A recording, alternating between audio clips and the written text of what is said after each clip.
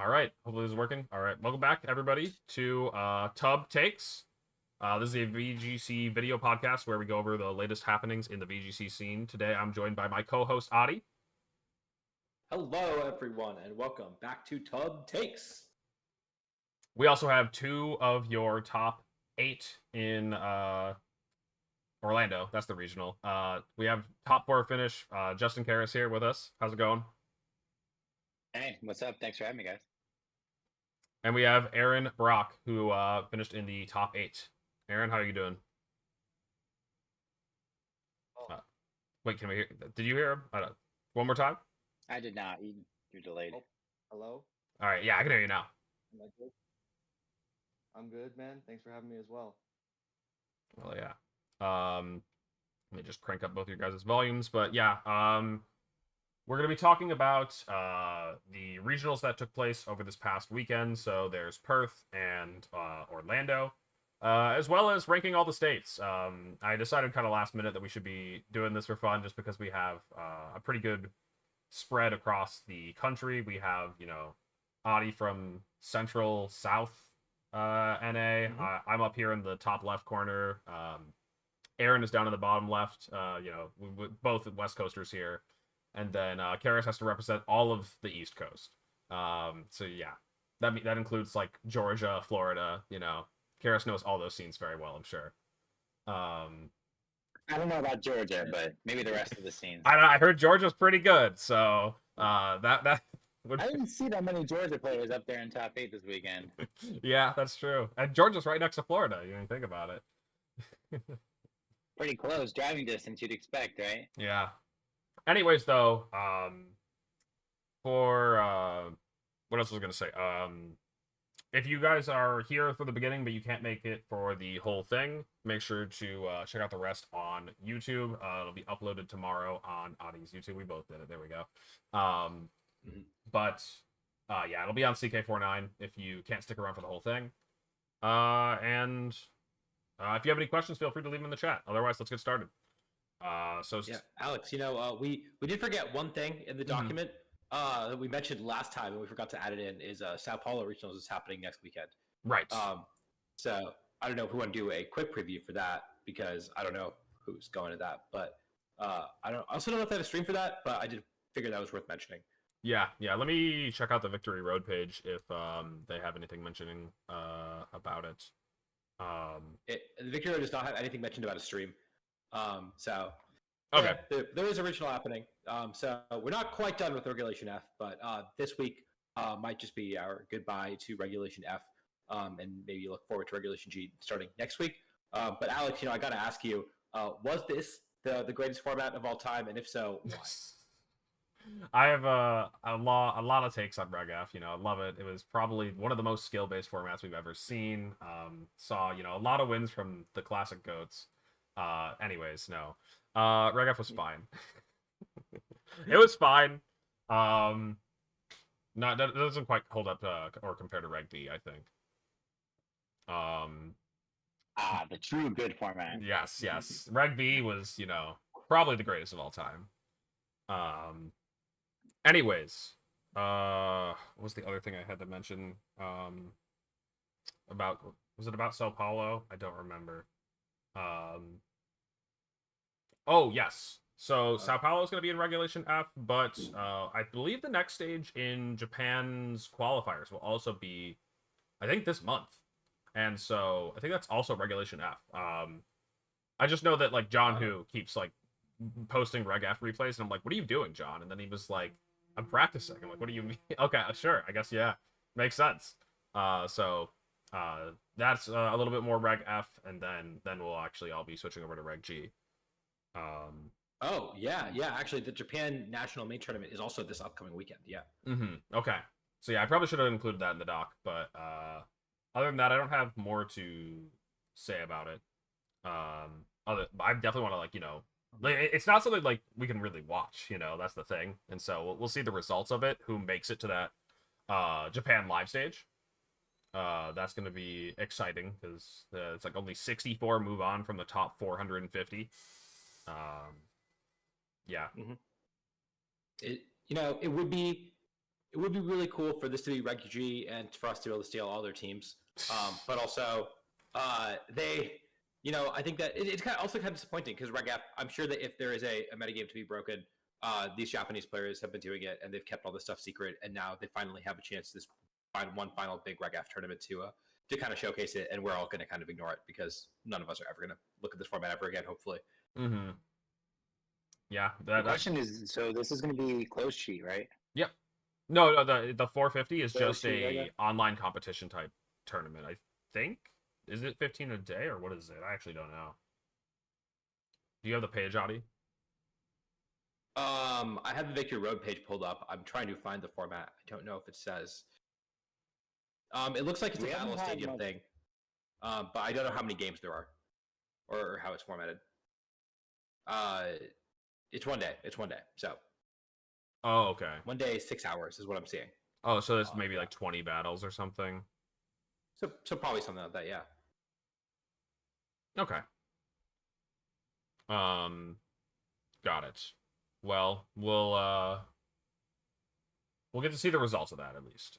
See who does make it. I know that several Japan players have already missed out on just qualifying for this stage because it can be pretty brutal. And even more are going to get cut out now. We usually see some of the top names just barely miss it. I mean, and so that means that they just won't get to play at Worlds, which is always such a bummer. It's a very brutal system over there. Meanwhile, it looks like a lot of people in the NA are locking up their invites. I remember some people were also talking about because who is it, Jaywani, who keeps track of how many people are getting their invites. I think 15 people got their invites at Orlando in NA, bumping us up to like 85 invites from NA. It's a lot. And that it's Mhm. a lot. It's a I lot think this year. that normally, I remember back in Gen 7, I think we'd average like 70 to 80 in North America. So to have 80 at this point in the season with North American Internet still to go, we could easily crack 100. Which again, it's a higher bar than normal, which is kind of surprising. It's kind of surprising that we have this many people, but we have more locals than ever, and regionals are giving more championship points than ever on aggregate. So there's more points to go around. So I guess that probably evens it out. I think we're really Increased seeing kickers. I think people are Mhm. more willing to go to like the internationals is a big deal too. Like we're seeing a lot of people that like maybe they've never been in contention to win a regional or they've never even cracked like a top 8, but they're like, hey, I can get a lot of championship points if I just take a decent run, practice for an EUIC. Mhm. Also, the experience at these internationals is getting much better. So like, it's we're a much more, I would say, open, friendly community. We plan things as groups more often. Mhm. We're all kind of adults now in a lot of ways, so we can all go and enjoy like a time at a bar or a club, or walking down to a bunch of different pubs. So UIC in particular is a great place to go. I had a great time at LAIC. A lot of people I would never have expected to go to LAIC are doing that. And as you mentioned, the locals, there's so many of them now. I feel like there's more judges than ever, and they're sanctioning events. It's not necessarily that they increase the amount of locals that we can go to or how many we're going to have access to every season. I think it's just that we have more people that are supporting their scenes, which is a beautiful thing to see. Yeah, that's gonna be. I'm loving this that we have like so many more locals being hosted, and it'll definitely be important to talk about when we get to talking about different regions. How many locals they have, kind of giving you a better idea of like how often people get to practice, play, and whatever. But yeah, I think the kickers is probably the big thing that's made a huge impact on this season. The fact that you can go 5-4 and get championship points, a pretty sizable chunk. It's like 30 or something down at the bottom. Which is the equivalent of winning a Premier Challenge. And those add up if you've got a good local scene. So, what's up? What are you smiling I about? swear, I think it's a great I'm- change. No, I mean, is it a good change? I don't know. I'm looking at like the most mediocre season ever and wrapping up my World's invite soon. And I'm just like, well, yeah, I guess I got 30, 40, 40 points from regionals, and that's going to be enough. So it really does mean that you can kind of scoot by with some mediocre results, which I'm kind of taking advantage of. But Mhm. it also does mean that Worlds is more accessible, and I think we needed that with a higher bar at the very least. Mhm. Yeah. Doesn't elitism Oh. angle to be like, oh, you don't want people to have too much of a low, you don't want the barrier to entry to be too low, but at the same time, I also feel like people blossom when they get the chance.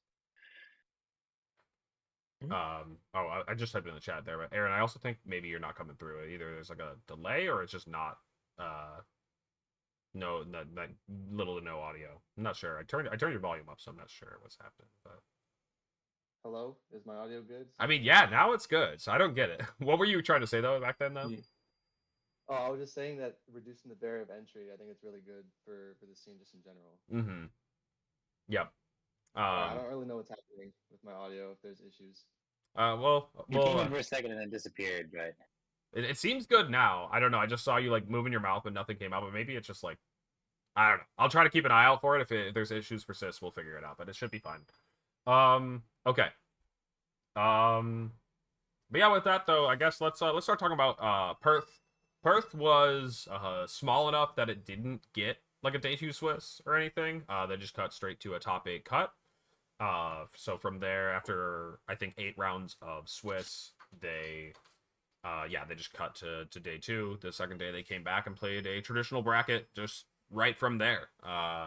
Imagine they were done rather quickly if they don't have to do a whole day of Swiss. Maybe they slept in. Maybe they started the day a little later. I don't know. They actually have options when you're doing stuff like that. And it was won by none other than James Katsaros, with a team that looks a little bit familiar. I do think that's quite amusing.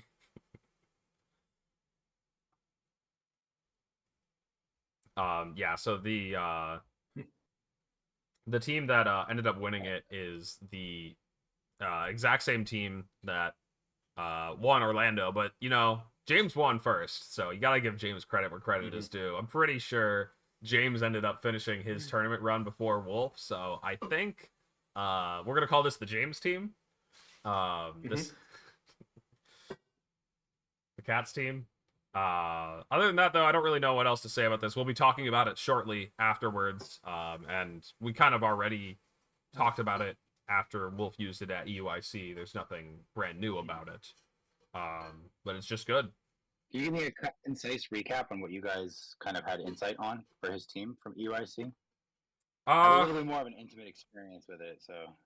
Yeah, I don't actually, I don't remember much about what we said about it besides that it's just like a good team that gives you tools into everything. You can play fast, you can play slow. So I think that's like a very high level or low level, whatever analysis of it, whatever you want to call it. And then the Amoonguss with Sludge Bomb is something that I still like. I'm glad to see that it's like still a trend that's persisting. I've just liked Amoonguss going on the offensive. We saw that, like, I think in the finals it hit Neil's Ogerpon for like almost 70-80%. It's just like such a menace when Amoonguss can actually do damage to all these grass types trying to switch it on Spore. It's a menace in general. It won the tournament for him, so. Yeah, that's true. Literally hit the Steph Curry bang bang Sludge Bomb on that Urshifu. Oh yes, yeah. I don't want to talk about that third game because that third game was a little bit something. Yeah, I don't. But Wolf's a 9 times champion. We'll talk about that one now. When we were talking about Orlando, let's talk about Perth though. And so James did win over. I don't actually know if I recognize this player's name. Yuzhuang Wang. I don't know if I said that right at all. So apologies. But the team looks like it doesn't look exactly like something we've seen. Maybe it looks like that. No, I don't know. They're all the same. This is Kyogre SG. If you know Kyogre SG online, I think I've seen that handle. So okay, that makes sense. Man, wasn't somebody using this? Isn't this Tim Edwards' team? It might be Tim Edwards. Yeah, they're all just kind of blending together in my head. Man. These teams, they're all the same. This is just this is boring balance. I mean, this is Tim's variant of it. But, yes. Yeah, I think that was I was saying, I think last week on Top Takes, I think that you should play balance and just be really good at it, and optimize to win the mirror. And I think that's kind of what Tim did at EUIC. And I don't know if the mirror was very common in Australia. I'm looking through the teams, and I'm going to guess no.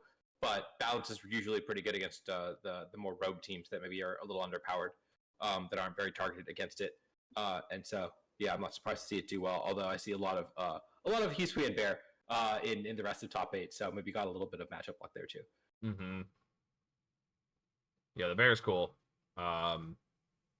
other than that, like the teams that stand out, there's not too many. I'd say here we can move on relatively quickly. These teams are mostly like stuff we've seen. Besides, I guess like the top 8 team from MD Radchow Chowdhury.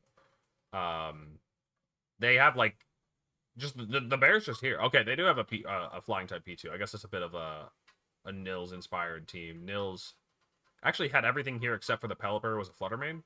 So I think Nils had Urshifu. I don't remember. Karis, you are muted. Yeah, I have no recollection of where I see. I have really thin windows, so the people running through the streets in Philly, they get really loud sometimes. Yeah, Nils had Scarfreshie. Yes. Okay. Okay. Right. Scarfreshie, Subflutter, Amoonguss, Wait. etc. I know that team a little bit pretty intimately too because I helped Yotam work on it. Yeah. And by helped, I mean that he had this idea for a long time. I think he came to like the same conclusion that like Thornburg did back in Charlotte, with like Bear, P2, Ensign, and just a little bit more of a normal person take on it because I think that Zach had like Hatterene with like double screens on that team. Right. Very wild. I do remember that.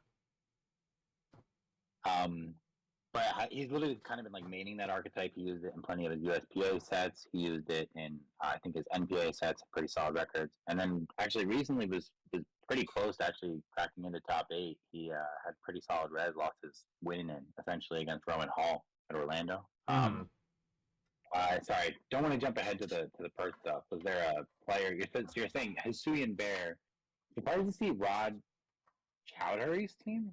Yeah, that's the one we're talking about right now, and I actually didn't realize until just now that this Amoonguss is not sane. The rest of the team, I was like, okay, sure, it's close to Nils' team, but then it's just like Terra Psychic with Grass Knot and Sludge Bomb, and I don't know if this was some kind of like anti-local meta type thing where it's just like, oh yeah, I want to be ready for Psy spam, but I also don't want to be weak to fighting because like I guess that's like really good into Gallade. Of all things, you resist expanding exactly force. What it is, yeah. Right? That's what it's gotta be, I guess. And also not weak to Fairy. Hatterene, I guess, has Fairy afterwards if you Terra Dark. So yeah, but if you want it, you would be Steel, especially on a rain team. Oh, so right, you're right. So but no, I think it's got to be for the Gallade then. And notably, there was a Gallade in top cut. There were 4 Gallade in top 64. You know, that's not unreasonable usage. That's a great Terra choice. I love seeing, especially with this mechanic, when people make like very unconventional Terra choices that just like maybe they like you just squeezed every bit of value that you possibly could.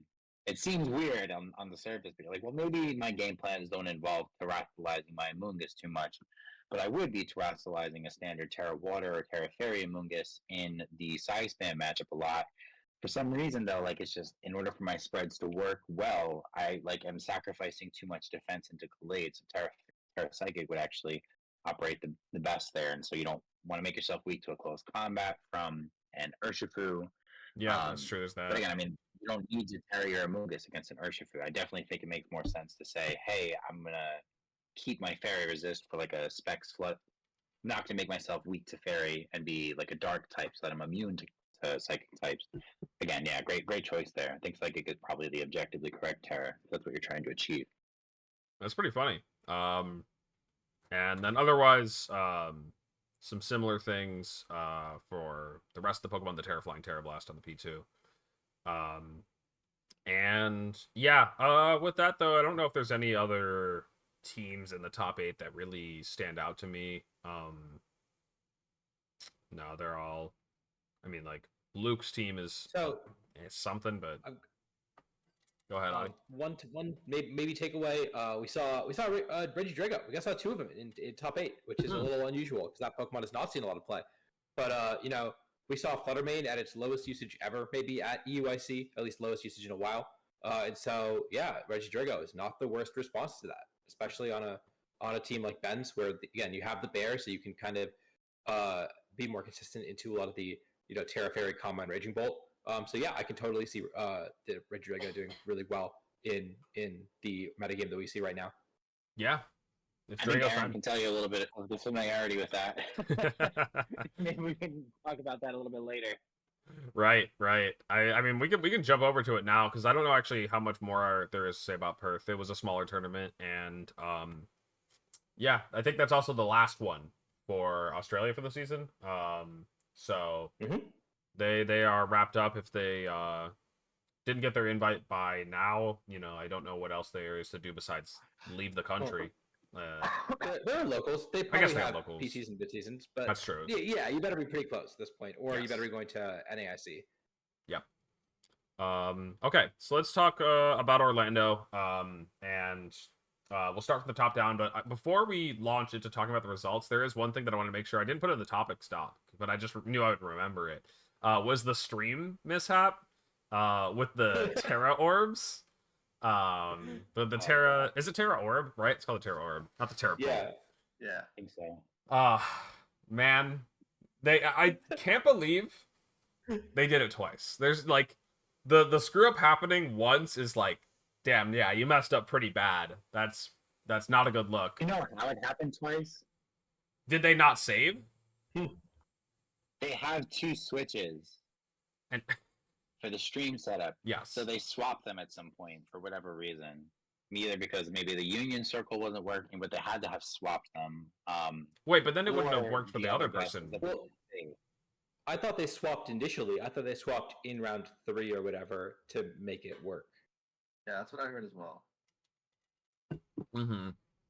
Because I thought the OTs changed when I was watching that set. I thought they went from the player 1, player 2 to I don't remember, but Mm-hmm. maybe I maybe misremembered. they used a different profile they- on accident too. Maybe they forgot to save, right? Maybe they did switch back and then they just like forgot to save their progress after they ran the game. That's what I was thinking happened. It's funny though that they've done this before, so it's interesting that these are like different save files than the ones because like Adi, when we played at San Antonio, we on stream me versus you, they took our rental codes and put us on different switches. Yep. And so we were just like player 1, player 2, whatever. And yeah, we had no issues with our Terras and stuff. So I mean, like, obviously different events are taking place in different parts of the country. They don't need to transport a switch to every single event, that the same one. They can use different ones, but it's just funny that that's, I guess, what happened. They didn't use the same switch and then just didn't bother progressing far enough into the game to the Terra Orb. I think at some point they I had get people it. using like their own Switch too on stream. What's that? They let me use my own switch Yeah, against yeah, Wolf yeah. on day 1. Yeah, But that can backfire so poorly because, like, that one instance at the end of the day where you forget to turn the nicknames off, you end up with the guy on stream that had one of his Pokemon. It was like Black Hawk, no. and it was like, yes, like pull it up. One of them, I think his Infernape or his Annihilate was Zanman. Yeah, yes, those nicknames were showing. They were crazy. And we were very wild. And I was like, dude, the one guy that gets his nicknames through, of course, it has to be that guy. The guy that names his Annihilate Zanman. Like, Yeah. come on. That was insane. That was like I was actually so enjoying it though. I was just like, man, bring back nicknames. This is like maybe maybe we have to like check them through a filter first. You have to put them on RK9 and make sure that they but like or like we also have rules against. We used to have rules. Arcanine to filter out nicknames. No, I don't trust Arcanine, but I think we also just did have rules in the past for offensive nicknames, I think. And like we had rules, like one of the baseline rules was you can't nickname a Pokemon after another Pokemon. Which I think people got in trouble for like Savage. last year, right? Tang. Brian Collins, Yeah, Yeah. Brian. Yeah, true. Iron Hands. Yeah. But yeah, I'm they with that, have though. rules against that, but then now there's just like no nickname mode on. They want that on at all times. I do miss it at sometimes because it is fun. Actually, oh no, never mind. That's a loophole. I was like, I played against Adi on stream in the same set we were talking about, and he had a Rillaboom that was named what is it again? It's Garithmic. It's the French name. yes. You can have oh, there's Brian in the chat. Anyways, yeah, that is like the only loophole you can do nowadays is have Pokemon in different different languages. Yeah, a filter for I am firmly on the turn nicknames off camp when I'm playing at the very least, even if you let me use my Switch. Like, I don't actually. I want to be able to read what's happening. Which actually Yeah. I feel like it's very disorienting at times to play against like players who have Korean and Japanese nicknames or Pokemon from Paul Korea Chua. because you sometimes you don't know which one you targeted or which one missed or something like that or which one used an attack and it gets a little confusing. So For like grassy terrain recovery too, that's like the big one, like or like sandstorm chip. I'm trying to like figure out what the speed tiers are, and it's a Japanese name. And that's honestly, I think that's the reason that Paul does it that way too. Like he usually like will routinely have like Japanese nicknames. I don't even know if he speaks or reads Japanese or kanji or whatever. He does some, just but thinking it's for funny that. because Paul at one point did say like sometimes he'll have trouble reading a name, but he just knows the animations, and he's just like, I'm just like, Paul, this is insane. Like you're griefing yourself at a certain point, but yeah, super amusing. Let's go ahead and start talking about the actual results though. Wolf takes the 9th regional win in the finals. Every time I was watching Wolf on stream, it was just like, it's inevitable, man. It just feels inevitable. Obviously, not counting the set that he played against you, Justin. I think if you got to the finals, that's it could have been a different story. You ended up beating him on stream, right? In day 1? Or was it day 1 or day 2? Reality, it was day 1. Yeah, it was round 7. Check it out. It was a pretty fire stream set. Again, I don't know if in the interview I talked about it. Wolf and I prepped this matchup specifically for him to have a better size span matchup into like his field in EOIC, just in case he played like some of the Spanish players that were using their harder trick room teams. Like there were plenty of people that were on that style. And he like when we were playing, I was like whooping his butt, and he's like, "Man, this is a really tough matchup for me." I was, I had a bunch of friends ask me for matchup help with size span. They saw that I was like running sets with Wolf. They're like, "Hey, if you can get us some matchup practice into this," and I was like, "But people were not beating me," so I was like, "Okay, clearly this team is probably just so strong." That was even with the Flutter main version. Right. Very hard matchup for Wolf. I don't want to go too far to tangent of the team. But he played it perfectly. Like he played inhumanly well when we played our set, and I got actually pretty lucky. In game 2, I got a Ivy Cudgel roll that went in my favor. I'm pretty sure I was like either 220 or 212 attack, so it's like a 1 in 16 or a 1 in 12 to KO his specific Amoonguss. And his Landorus like was EV to live, like a pretty good expanding force roll. I think it might have gone in it's supposed to be in his favor. So we changed a lot of spreads specifically so he would have play into size spam. So it made it a little bit more difficult, but it was still a bad matchup for him. He also played Ethan Trejo the round after, who also basically based their team off of me and Toller's designs from Charlotte. I played them too.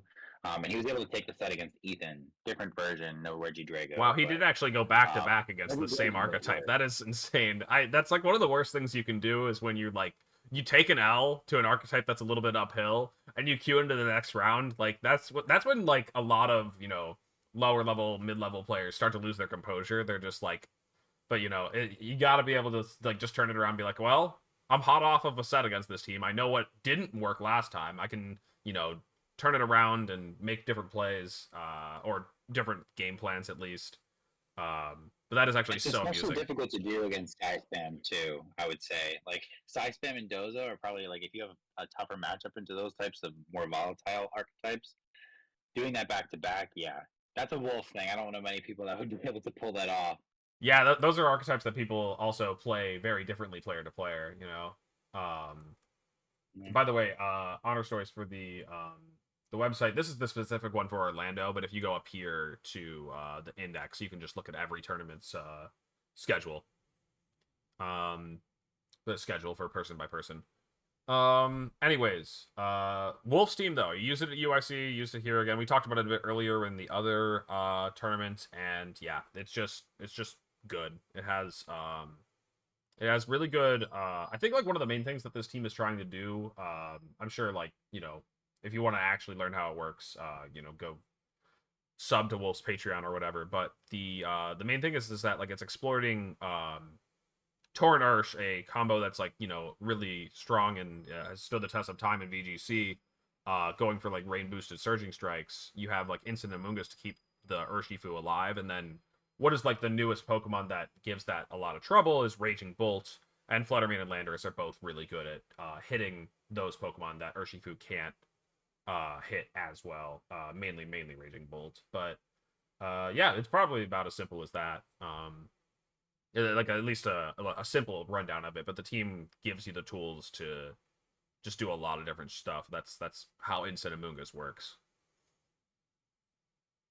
If it was a more interesting team, maybe we could say more about it. Right. Obviously, like a lot of the spread work and his game plans make it great. And like watching him play it, obviously watching Wolf play like very balanced teams, I think is like it's always a lesson to be learned in it because you're like, wow, like he's doing a lot of stuff that might not just be standard.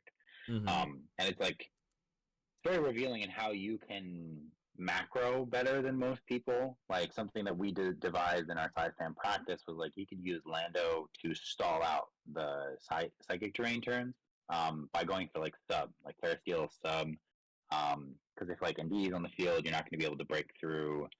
Lando, you can protect, and then you can use Incineroar. He would have to make a ton of calls. He can swap back between Incineroar and Amoonguss to soak up like a Terra Water Terra Blast. And then you also have those turns where, like, if you let him keep the sub up, right, he can start throwing out Earth Powers and he can out-trade you. That's a really difficult game plan to pull off conventionally the first time you play it. And just, like, seeing on paper, like, this is my balance team. This is what I do into most things. You wouldn't think of that into how you are going to beat a size spam team, et cetera, especially in, like, it's a bad matchup, whatever. But then you watch him do something like that. I think the set against Ben Grismer was a very, very good indication of like, okay, this is kind of a team that looks designed to rip up a balanced squad like Wolf. But what did he do? What macro decisions was he making? Was it a lot of reads? Was it like just very simple, I'm going to put my damage here, this is the type of spores, where is he preserving his Terra for? I always feel like there's something to learn watching that stuff, no matter what type of archetype or what style you like playing. I really liked Chef's team in terms of and how he was playing it. He really was pushing Trick Room to the limit. It's a archetype that hasn't been doing like it's had fringe appearances here and there, but nobody's been able to make that deep of a run with it. Seeing it here in the top four, a hard Trick Room team like this was pretty cool. They've been cooking it for a minute, and like I mean, not to like make Chef look bad or anything, but I think like at the most recent tournament before this, Vancouver, he was like 3-4 or something. Like it wasn't a very strong finish, but he stuck to it. And so yeah, he really refined it with his gameplay, his game plans, and the team itself to just be the best that it could be for a hard Trick Room, like dedicated hard Trick Room team. It's cool seeing players like really like pick their style and go into stuff like that. Mm-hmm. But I would also say in the opposite vein, there are players in that top 8 that are joined on this podcast right now that did something in a different way, where like they leaned into an idea more that could really capitalize on the meta. I love Corviknight, and then they dude. forgot to PP max it, but what did you wait? You didn't we need PP to max play a little something? What more did you about PP that. max? What did you forget to What's PP? up? What did you forget to PP max? The Roost on Corviknight. Roost? What do you Yeah.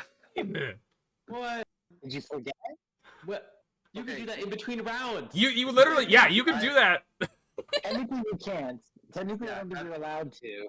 That was exactly it. I kept forgetting like at the start, and then I realized after like round 2 or something that I forgot, but I didn't know if they would like catch me since it would be technically different than the rental team. Oh, that's It true. would, Yeah. yes. Oh, okay, that's fair.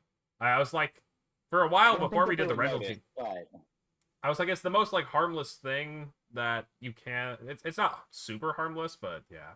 I remember like way back in the day, there was like reasons to run like less PP on Trick Room in case you got encored into it or something. But I don't know. We don't really see people talk about that stuff much anymore because even then it was fringe. It's still fringe now. So man, there's some weird scenarios of this too. And We can anyone talk about saying that. the I'll put a little Roost- bookmark on the oh, channel. Sucker Punch is another funny one. Sucker Punch is a really good one. I think I ran sub and PP on Sucker Punch for like mind game reasons. I think like on choice band mons or something. Choice sucker punch, yeah. Because then they try to protect to stall it out and then survive a struggle, or to sucker punch before the struggle or whatever, right? Right. Yeah, it can be very funny. Um, yeah, it is tax night. I guess happy tax night to the people. Hopefully you got your taxes in, your Pokemon taxes. I'm sure. Oh shit! I gotta go. I'll see you. Adi, not to like, I'm trying, not to flame or anything, but did you actually have to do any Pokemon taxes this year? Well, so if you win money, yeah, you get the W-2 or you get the 1099. Yeah, So, yeah. I just don't remember the last time you were in Pokemon Money. But... I beat you. I beat you in Orlando. That was 2020. Oh, that was last Orlando, right? Yeah. There we go. That would mean $250 right there. Hell Yep. yes. There we go. There we go. And Uncle Sam's taking part of it. Yeah, that's true. They're gonna get some of that back. Man, on the subject in Florida though, because they have the lowest state taxes. on the subject of it though, I learned that you can apparently like expense some of your travel against the like prize money you earn on your taxes. I didn't know about that. That's insane.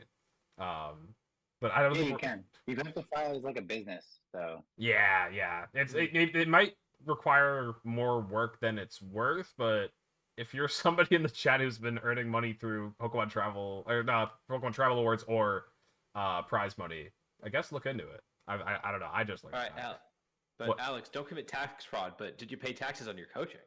Right, because then That's the then important maybe part. You should start calling it a business, right? Right. If you do coaching and you travel to tournaments and you have winnings, right? Yep, yep.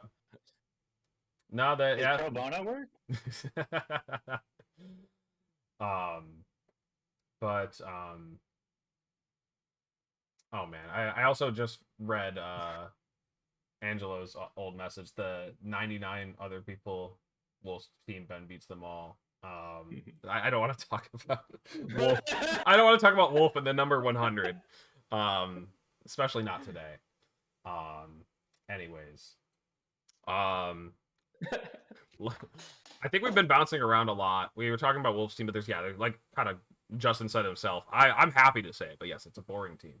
It's a good team, but there's not a ton to say about it. Neil's team, also pretty boring, and I probably don't have too much to say about it. It's just a balanced team that doesn't actually have any speed control. It just has a lot of priority and fake out to make up for it. So yeah. Justin, let's actually talk about your team next here in top 4. So a bit of a throwback to the stuff that you guys were cooking up earlier in the season, right? Yes.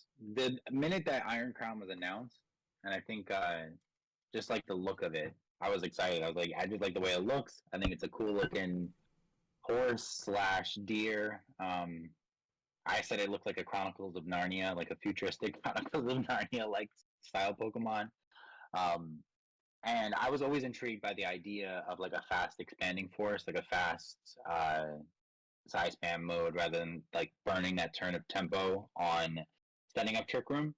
Having the option is nice, but I've just been a Crown guy from the beginning. And I actually have only gone to 2 events in Regulation F, Charlotte and this one. I haven't been playing too much. So literally like 3 days ago, I like started laddering with my team again. I had done that prep with Wolf for EUIC, and I was like, all right, if this works into him, then I played with Polar, and it was working into a lot of his compositions, and everybody was like, man, we all have really bad matchups into this team. So that's why I made a joke on Twitter. I was like, I didn't actually build for this tournament. I just counter-teamed all of my friends. Fair enough, I played one of the friends that I have a horrible record against, and counter-teaming him actually worked. Check the YouTube comments. People were not happy about that choice. So the team itself, I mean, it's pretty bog standard for what Crown needs to do if you're running like a Tailwind/Trick Room version. Polar made a very elaborate post about how I am an artist with offense, but he helped me a lot with the spreads. And like what I wanted to accomplish with this team, there's 2 very specific things that I think stand out. Cedric Bernier said when we were in the building process that one of the few teams that I built in a while that reminded him of kind of like my Zernogre concept back in 2016 that I'm sure you're familiar with, Alex. And that you can like have like a fast mode, lose your pieces sacrificially, like soften, and then go into a mid-game Trick Room or Tailwind, and then clean up with your last piece. There's a lot. It has a lot of support, and it's really a double follow me team. But it also really spews out offense, and I think I really leaned into that. I had Flutter main. The Drago was something that just like kind of caught me off guard. Um, at UIC, it was Joseph. I can't remember their last name exactly, but they were like a top 16 placing. They went 12-3 at UIC's huge tournament, and they had this exact six. And I was like, I considered bringing Drago to Charlotte as well. Drago, Coma O, or Dragonite was what we were thinking about in that last slot. Instead, we went with Fluttermane. We also thought about doing Palmot at one point. Yo, That's bring with it back. Red G. The problem is, it's just everybody started going max speed ogres. So I'm like, I'm still slower than the ogre pawns anyway. So like, I'm not gonna go for Palmot at this tournament. I was like, let's just use our own bulky ogre. I preferred that. This tournament I went max speed. That actually made a huge difference. Being faster than Lando, I like was noticeable. Having protect on my Torm was also really important. I felt like that came into play a lot, and then stash. So I just took a couple of decisions, like on the team builder. I adjusted my composition to be a little bit more tradey and just like again very offensive. Like I am going to out damage you. Like will have you out positioned and pinned. And the one thing that I am very like, this is my signature, is I am the saddest crown that you can have. Like I'm almost max. I'm max HP, like 28 defense, 4 special defense. Specifically to make a lot of my matchups into like opposing Torn Ursh, into the mirror better, and what it originally was for was like Dozo and then Scarf water surging strikes. Like I just want to be able to live this that way. Like they think that they're just gonna pick me off, and then they're trading their Urshifu for my crown. You know what I mean? Like that's just like a horrible trade for them. The one surprise I can get in the team sheet. So Yeah, I do love getting crafty with spreads in the open team sheet era. It is one of the ways that, like you said, you can catch people off guard, even though they think they know everything about your team. Boost your energy, a bit of that too. And then, yeah, I honestly, what I found most amusing about your story about kind of like why you chose the team and like, you know, joking about counter teaming all your friends. Like, the team, after you guys had used it initially, like, it's been a while. And I think it had fallen off. People weren't really using Psy-Spam nearly as much anymore, like this, especially. And I was just surprised that your friends were like, yeah, I want to know my Psy-Spam matchup. And then that's like what led to you realizing, yeah, this team can still do it. Is that they were all like, yeah, I got to make sure I can still beat that. And then they were like, oh, I can't. That's just so silly. I gave everybody the prep that I could, and like to be fair, I think what I did was say, here's exactly how you beat this. I'm just going to run it anyway. Like this is my main, like this is my archetype. I'm not going to get much better in 1 week with anything else. And then I also kind of accidentally discovered on ladder as well. Like I got to number 2 on ladder in like 2 days, like with maybe like 8 hours total of laddering, and I just was like, wow, Drago is really, really good right now. The Drago right now specifically felt like, okay, there's not a lot of like, people were using dark types and Rillaboom at the beginning of the format. They were like POW, Instant, Rillaboom to beat Psy-Spam. Now, people were like, okay, I can just go AV Snarl Bolt, and then I can have the rest of my team focus on the pieces of the metagame that actually matter. Not throwing shade on myself or anything like the archetype that I chose, but I'm aware that, like, you know, Psy-Spam in a lot of ways wasn't a very serious team. A lot of people don't treat it like, okay, I need to know my Psy-Spam matchup. Like, I need to counter Psy-Spam. Most people will be like, all right, how do I beat the flowcharts of Psy-Spam? So I was laddering. I got really high on ladder, and I noticed, like, it's just so many good matchups in general, not just, like, my friends. That was just a byproduct of it. That's why I was joking around about it. I'm like, guys, I promise I didn't counter team you, and here's all the information you need so you can beat me. I even gave them, like, the spread adjustments that I made to the team before the tournament. And Wolf is really the only one that I played, so I didn't think it was that big of a deal. But I accidentally counter teamed somebody like Aaron. Like, poor guy, when we played in top 8, I didn't have to make a single read. It was just, like, straightforward, click the buttons. I felt bad about it too. I was like, this isn't like a competitive set, and he did everything he possibly could, but like it did not matter. Drago has like a mix-up is something that he had to respect so hard, and like it's sad when Reggie Drago does like 45% to a Corviknight with Dragon Energy. He has a slow. Corviknight does it. Corviknight has the goated typing and moves and ability. It just does. The stats are where it lacks. Yeah, I do want to hear. Syndrome, yeah. I want to hear about your run too, Aaron. Let's actually just jump to it now because I got to know more about the Corviknight. Everything else here, just as a quick scan, yeah, I'm falling asleep. You have good Pokemon on your team, And good choices. the rental code was posted in our chat if you want to pull that up, Alex. Yeah, I can grab that. Yeah, Aaron, tell us a bit about it. Yeah, so in day one specifically, Corviknight was unbelievable. It hard carried almost every single match. Like even when I played 4 Raging Bolts on the day, and I'm pretty sure in all 4 of them I was able to bring Corviknight and it was able to still like put in work and succeed and get me speed control or knockouts or whatever. Day 2 was probably the most unfriendly I've ever seen to Corviknight, but I did have my stream match where that was insane. But yeah, it was super fun to play. I like Corviknight's design so much; it's really cool. Mm-hmm. And I thought it was in a really good spot to completely like wall Landorus. And my team otherwise has no ground switch-ins, so I didn't like stuff that was like Chenpao, for example, was one of the other mons that I might have had on the team. But just having no switch-ins just felt really bad if I get a single turn wrong and then I'm out of position. Mm-hmm. Yeah, that is funny that it was just like so different day 1, day 2. Is there like a main like what are the main Pokemon that Corviknight is like farming and is positive into, or what are the main things that it doesn't like to see from your experience? It's farming. Really, almost any team that doesn't have a Raging Bolt, if their fire type is instant, it farms them unless they have like Goldango or an Iron Press user or something like that. But if it's like the standard like bounce teams, like a team like Wolf's team, even if obviously not piloted by Wolf, I feel like Corviknight would just go completely crazy against. Mm-hmm.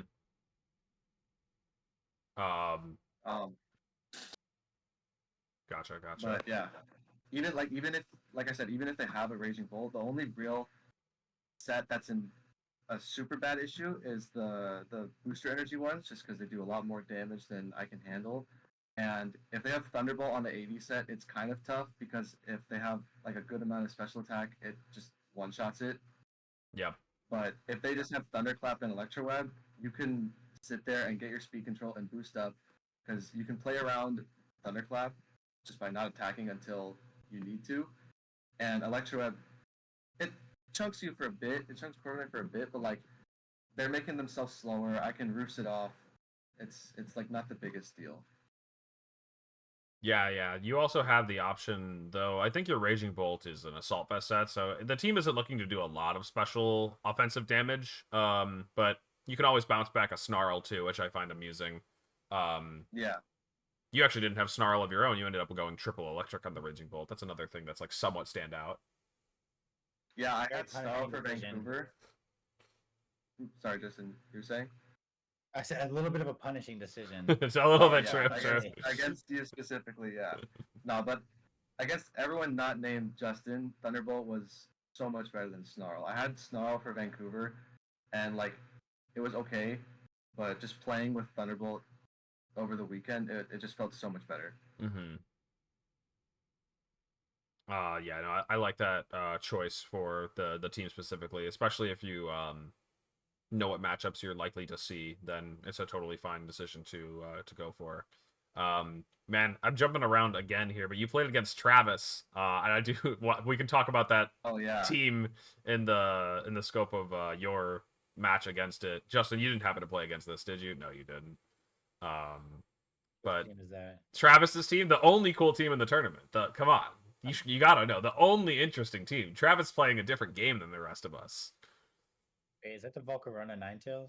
No, not a Oh, Volcarona it was, Ninetales. If there's a Volcarona Ninetales, I'll have to go find that one. But There was, yeah. oh man, There's no, a I'm lot of cool things actually. I'm talking on about the day Monkey 2, Dory. I feel like it's like Yeah, Monkey Oh, the Dory Monkey is Dory really guy. good. yeah. So, Oh my god, I was at a loss for words when I sat down and saw the team sheet. I had no idea what I was gonna do. understandable. I mean, you're going up against Yeah. against Raikou, Monkey Dory, Magmar, Milo. What? These mons are all so. There's like new mons that aren't allowed to be used. There's some dated mons that, like, I guess you're allowed to use. There's not a normal Pokemon on this team. No What the- matchup into this team. This guy would destroy me.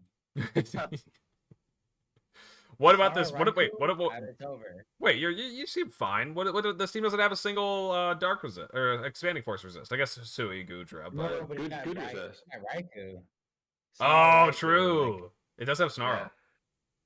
Snarl's really punishing on Booster Energy Crown because like it drops it almost like cuts it in half. One Snarl cuts your damage output almost in half. Mm-hmm. That It's is. not like a 0.66. It feels like it feels like I think it's like a 0.54 or something. It's so much like the rolls are bad. I didn't realize that actually until after the tournament. I Mhm. don't know if there was one point where I got parting shotted against Neil because he crit me with the wood hammer and he was able to parting shot my my crown. Yep. And then I expanding force into his Urshifu, and I was like, how? There's no way that lives that even after a parting shot. I'm like, because -1, no matter how much type of bulk, I'm like max special. And then I looked, and the calc goes from like a 160 minimum roll to like a 80% roll. And I'm like, what the heck? Mm-hmm. I didn't know it was Wow. that much of a that steep of a drop off. Mm-hmm. I guess that's how it works with boosts, like that with the booster energy type things. I guess. And I need to learn math. Like, Yeah, what the heck? it's tricky. The game has a lot of depth when it comes to like the actual numbers and damage calcs. But yeah, let's get back to some of the other teams that made it into Top Cut. We talked a bit about Chef's team, but I do want to touch on it one more time because I don't think we talked a ton about the specific stuff. It has the triple normal type. Chef was killing it in the fun fact aspect of the stream games. Like I remember tuning into one of them and it was like Chef's most normal team yet, and I was like, oh, that's actually fire. Like this guy's came ready with the fun facts. Like Aaron, what did you do for your fun fact when they put you on stream? They didn't ask me for one. They just said I'm looking for a championship after multiple top cuts. Wait, they didn't. Then you got scammed. I know. They didn't ask me for They anything. change it too sometimes, even if they ask and like if you give them a bad one. Because what I asked them to put is not what they put for mine. I was like, can you put that I counter teamed Wolf? Oh, they might not. They might. I guess they don't like that. I guess. I would have loved that. That would have been hilarious. Do you know what they put up for you, or did you go back and see, or no? Yeah, it was like has friends, it has friends including Wolf Glick, and then Wolf has friends, notably Justin Karras. Oh, I mean that's still like decent, but yours would have been very funny. It was cute. Yeah, we planned it out because I was like, let's do I counter teamed you, and it's like hate Psy spam or something was gonna be his. So I was surprised they changed it. So obviously, yes, you can give them a bad fun fact. They can say that you had a flop. Yeah, dang, that's tough. But chefs, they unless they cooked it up for him. Now that I know that they don't just like take what you say, but I feel like that was probably a chef idea. Hats on. Now we should play. You can make a game out of this. Who actually gave their fun fact and who had it supplanted? Yeah, exactly. But Chef's most normal team yet was very fire. Whoever came up with it, and yeah, the team really cool. Really devastating. I know that people were saying like Chef's been running this at the locals and just a menace. I think Chuppa was telling me like, yeah, this team is just so obnoxious, and it looks it. I mean, it's just choice specs, choice band damage that you have to deal with in Trick Room, and you never get to use a priority move. They have Indeedee, they have Giraffe. Yeah. The kids bops to your phone. If anybody needs a really strong counter to Chef's style team, though, I'm gonna post my rental. Fun fact: I played Chef last round, and before Wolf was done setting up his first game, we were actually done our set. Oh no! It does seem like a team that like it just might run into something that auto beats it. I mean, that is like the risk you run when running hard Trick Room, of course. Our set was literally 2 turns. Game 1, got the right play, he forfeited. Game 2, got the right play, he forfeited. Yeah, it's probably just a case of like if you click the right moves to deny Trick Room, there's no decisions left to be made, basically. So that totally makes sense to me. But in terms of the rest of Ben's run. I also am curious because Ben tweeted out saying something like after going 7-0, like I was supposed to go to Disneyland. I wonder if he was actually supposed to go to Disney and just skipped out on it to play day 2 after going 9-0. Like, you Yeah, know, he sold his ticket. that's what I'm saying. Like, you know, maybe like if you go like 7-0 to 7-2, I might still consider going to Disney. But if you go 9-0, you're, you know, almost a shoo-in for top cut. You're gonna earn your money back. You might as well just play. But okay. Charles had a boring team, so not much to say about it. But shout outs to Charles for making it to the top cut. I don't think Charles had any results to his name before this. I think when they put him up on stream, said like he got top 32 in a global challenge or something. It was like, all right, that's solid. Let's go. Always fun to see people making some breakout performances. So shout outs to Charles showing that I still call it the lottery team, the gambling team. Can still do Casino it. team. Yeah. The casino team. Yeah. It's. You gotta wait for the Vegas I'm regional. not. I wonder if this had better matchups all of a sudden, or if it just like you know, it is a casino team. It does have the potential to when it hits all its moves, it's very strong. But also like, you know, it has felt to me that this meta is a little cyclical, and so it would not have shocked me to hear that all of a sudden Fluttermane, Chiyu, Glamora is really strong into the things that are coming back into prominence. Mm-hmm. And then sure enough, actually, the next up is Zachary Reed's team. I believe Zachary's in the chat, so shout outs to Zach with it's balance, and it's just like, all right, how do we, you know, put our own flavor on this boring fire, water, grass, raging bolt type balance? And there's like 2 things here that I say are pretty cool to talk about. We've seen a bit of Sasher, Shifu, and Sword Stance Ogerpon going around, but I really like the Clear Amulet Rillaboom, and of course the Screamtail, which I didn't even realize I'm now looking at as Rock Tomb. Rock Tomb is heat. I love that.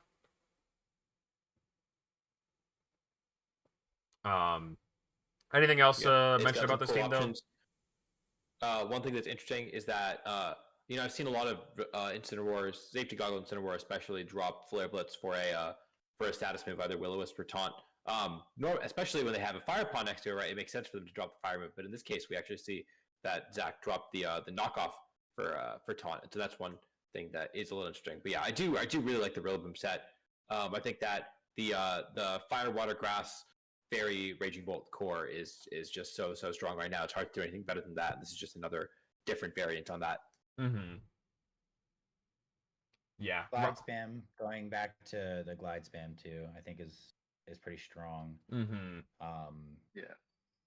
This would have been such a hard match for me. Shout out to what Justin Knox and them cooked up, because this was a really cool team. I had talked to Justin about this, and it seemed like the accuracy problem could be an issue, though. It's interesting that like only having like 2 inaccurate or 3 inaccurate moves on this entire team. I guess high horsepower, maybe 4.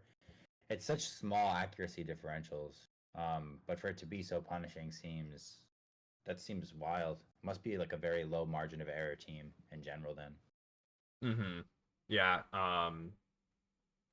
Zach was saying that the Screamtail ended up only coming to 4 of the games or something besides destroying a Dondozo team, which honestly, if I beat a Dondozo, I'm happy. So And Screamtail did its job. And then lastly in Top Cut that we haven't talked about is Lorcy. Lorcy's got a team that's as boring as any. Lorcy, I got nothing to say about this. I'm sorry, but you know, congrats on the Top Cut. You did it with balance. Man, I feel like the usage stats for this top 8, if you just did top 8 usage stats, they might look pretty messed up. Justin, I think I was gonna say you have the most original team, but Chef's in here, so I'm sorry that you got beat. You have a Torn. I guess. You have a Torn and an Ogerpon and an Urshifu. Like, I'm sorry. You and Chef actually share Indeedee, though. Anyways, any other teams in the top 16, top 32 that we want to give shouts to that you guys think were standouts, or just day 2 in general? Andrew Jenkins for sure. Where was that finished? Let me see.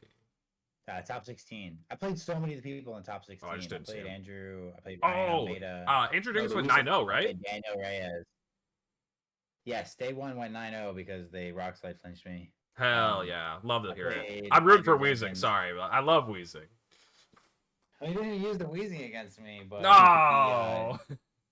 I would say that the team is actually pretty clever in a lot of ways. Not just the wheezing made it difficult for me in general to be like, okay, how do I get through like a speed booster flutter main, with the threat of a wheezing at any point, like uh especially late game. I was just worried about like what my way of punching holes through his team outside of the Ogrepon is like my flutter mate, my Scarf Urshi.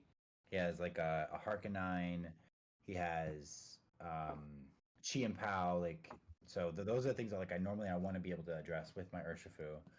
But Wheezing, like being able to like protect, like give you that shield, made it really uncomfortable. I couldn't go for my crown mode too easily because again, they can turn off psychic terrain, and especially Yep. against like a Flutter Mane or Chi and Pow. I don't want to deal with that. But yeah, I thought it was a cool team. I also didn't read that it was Ability Shield Arcanine No. on the team sheet. And it changed the moves, and I was like, oh, it's locked into Rock Slide. No, come on. So You should have been able to I base should've that off of the done that. damage. No. I just want people to know that it's not just Jody, okay? It's Yeah. not just Jody. It happens to everybody. Yep, yep. Yeah, Weezing also, I think you did mention Weezing's matchup into Regidrago too is pretty funny. I don't know if that's a mon you can bring to this matchup or not, but I as someone who's played a lot of Weezing, it's just like I've sometimes like gotten hit by a helping hand Draco Meteor on my Weezing and just shrugged it off because they don't have an ability. It's just like, yeah, this is so awesome. But yeah, really cool. So close to making it, but unfortunately, I mean, like had nearly the highest resistance of the 11 for us. So shout out to Andrew for a really good run with a cool team. Love to see Weezing. We didn't talk about Brian Yu. What is he? What is how does he say it now? Is it Donghoon? I don't want to say it wrong. Donghoon. Okay, Donghoon got 9th with the team that we saw like won. Actually, no, it's a slight variant. It's got Raging Bolts, but I think Emilio and Burns were using something like that at EUIC. There's a Walking Wake team in the top 16 with both of the Raging Bolt and Walking Wake. We got 3 Fire Terras. Let's go. Fire Terra on the Raging Bolt. I think I haven't seen that one yet. I've seen Weather Ball Bolt. I've seen it with Stellar. Stellar Fire is pretty fun. Also, Honor Stories. How did you end up finishing at the tournament? What place did you get? Anyways, let's see what other teams. Mousehold. I've got. What teams did you want to look at, Adi? Oh, I was gonna say you could finish the thought about Mousehold, and then I can point mine out. You got 12th. With the Dozo. Okay, so yeah.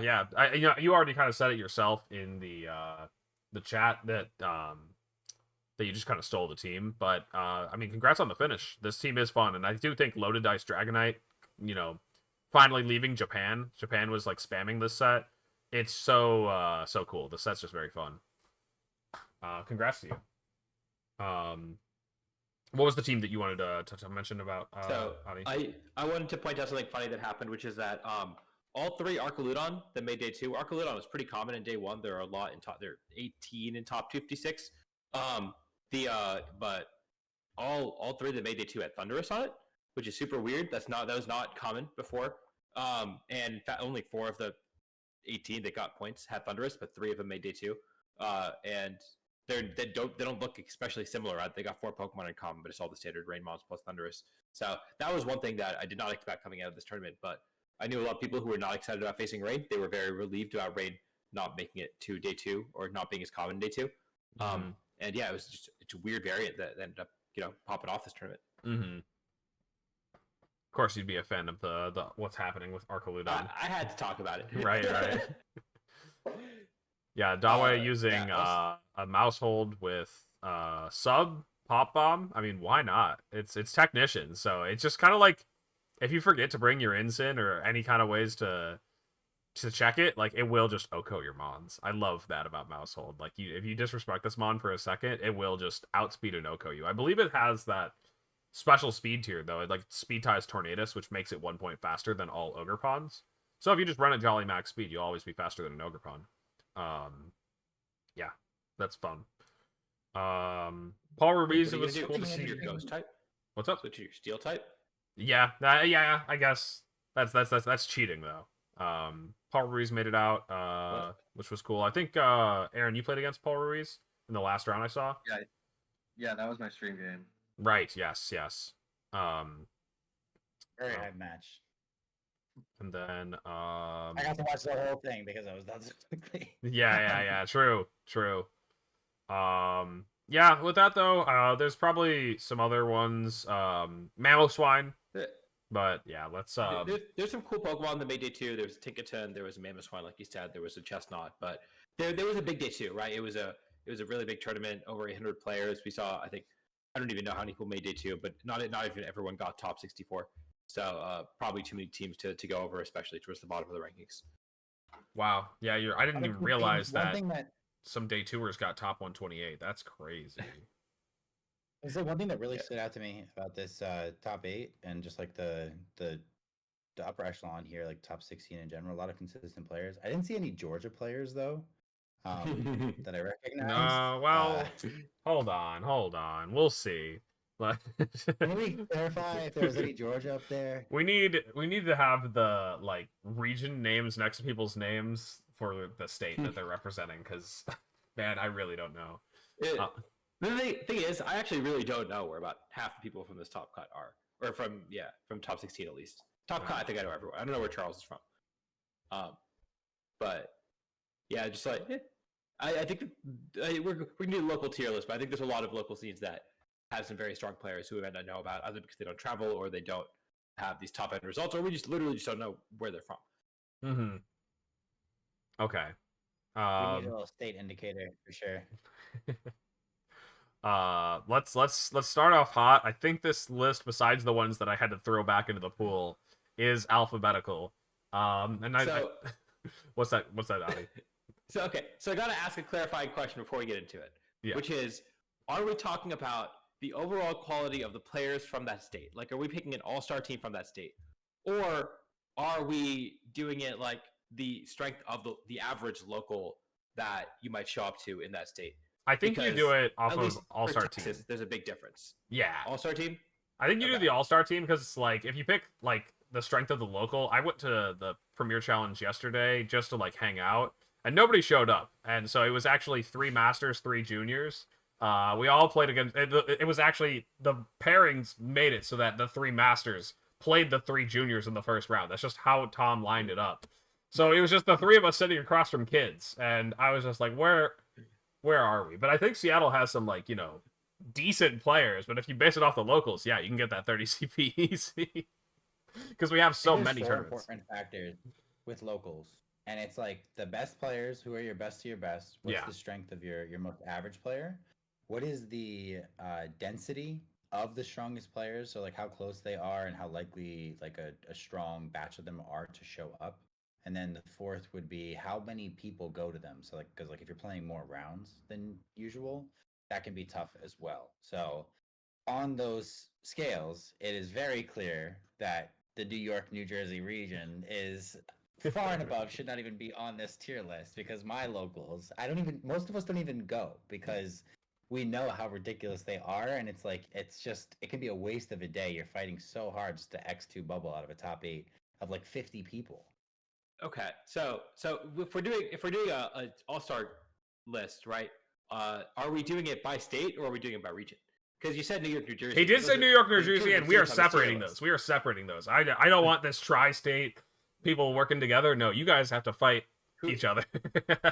Who's better, the New York All-Star team or the New Jersey All-Star team? Jersey, easily. Sorry. Yeah, you're from Jersey, right? Maybe not right now, but yeah, I'm from Jersey. But also, I would say, like, I think all time we've had a lot of players that are from Jersey. I mean, we have Paul, James Evans, Ray was originally, I think, from Jersey. Ray Rizzo. I don't know. He's if from Plato Iowa. was- Sorry, we're claiming him. Oh, sorry. Okay, so based off of like an all-star team from a single state, and we're gonna need people to help us out if you got if you can name a player that's from some of these states, feel free to shout it out because like I don't think I have a lot to say about South Dakota. All right. Let's start with Should we start Alabama from the though. top, or so we know one player from Alabama, right?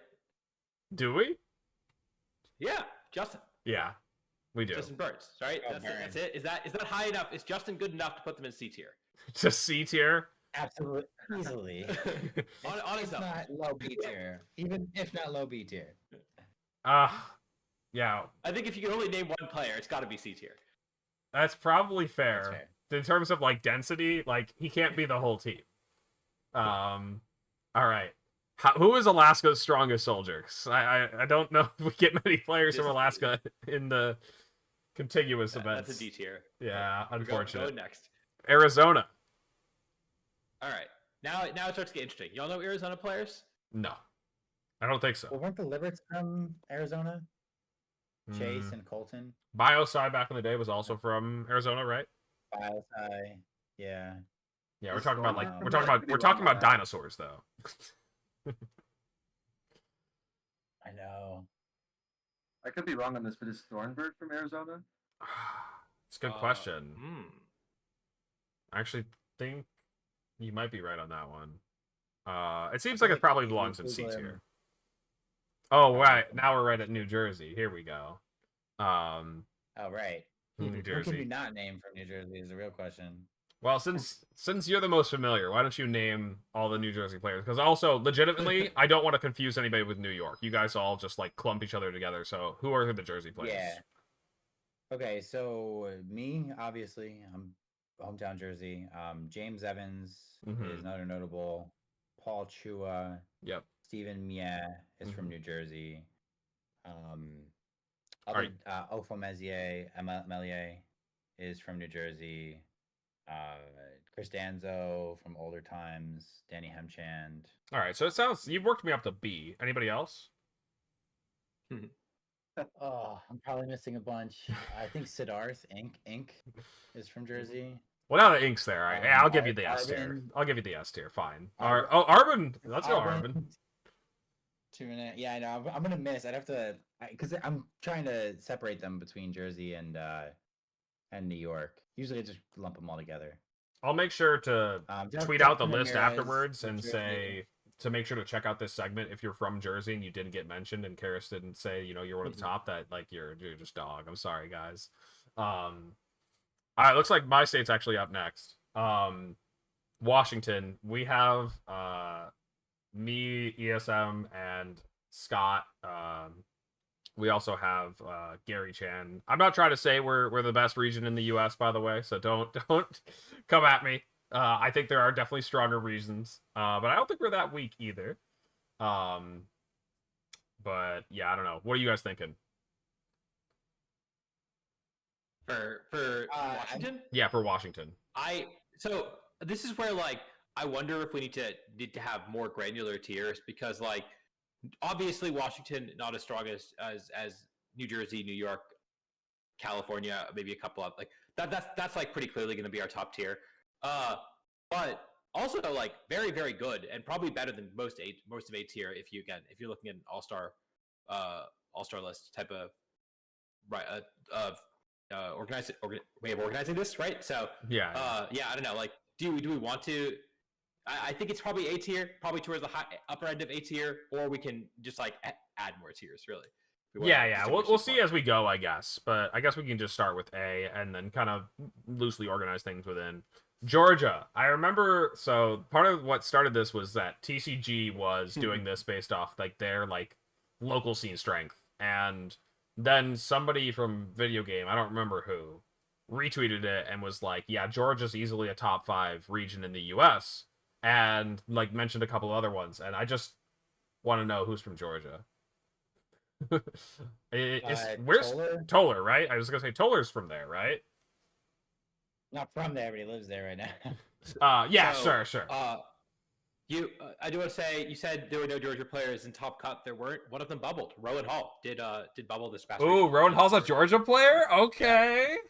There you go. Yeah, I remember that tweet, so that was good. Bacon PGC, right? The senior national NAIC champion, right? They Yeah. just Sure, sure. last year. Are they still seniors, or have they aged up? I don't know what their name is. Yeah, that's all right. Rich Rappa is also from Georgia, I think, too. That's more But people than we wasn't named he- for I other thought- states. Wasn't he a New York player? I thought he was in New York. All right, that's pretty comfortable B tier for me. I think that sounds like B. We could put Georgia Yeah, in sounds B. like Probably lower end of B, but maybe middle B. Like, yeah. Okay, they did We'll age see up, how- and their we'll name see is how unwritten. strong. Okay. We'll see how strong B tier ends up being. Arkansas. All right. Well, Justin left, right? So I think this has got to be a D. Yeah. That does sound like a D tier. Arkansas, I'm sorry. Colorado. Anybody know any players from Colorado? Colorado, believe it or not, was in the finals of USPA. They played against spoilers. They played against Texas in the finals and they lost. So Okay. Colorado, maybe better than we thought. Some players who I'm looking at the USPA rosters. Wait, can I see, see? Please? Yeah, link that. It'd probably be helpful. It'd probably be helpful for us all, honestly. I have a decent memory, but dang, like this is a little bit harder than I'm thinking. Oh, right. This is not everyone. I feel like USPA again. Colorado probably not the best state. There's a reason they got to finals. And Texas beat them in finals. Is that I think most of the best players in the country did not actually play this, but it's nice to get some names. And so looking at some names, Pokebros is from Colorado. Egrim is from Colorado. Those are the two that I really recognize from this this roster. Oh, wait. How do I... Is there a way to, like... I'm- Well, I guess I I'm can sort thinking like B this. tier. I sorted by the first column. Oh, sort A to And- Z. That should do it. Okay. But yeah, there are 4 different roster tabs that we have to search through every time. Wait. Yeah, I think we're gonna have Oh. to throw this one in D. Kitakami roster. How does this work? yeah. And then the Sinnoh Unova ones? Yep. Okay. yeah. Got it. But I know there are again the player that I know from Colorado is Egrim. I know they have pretty ample locals. I know they were I know back in Gen 7 where all my VGC knowledge is from, I guess. They had a lot of locals relative to the rest of the country and not a ton of players. So they had a lot of players going to Worlds and grinding the circuit.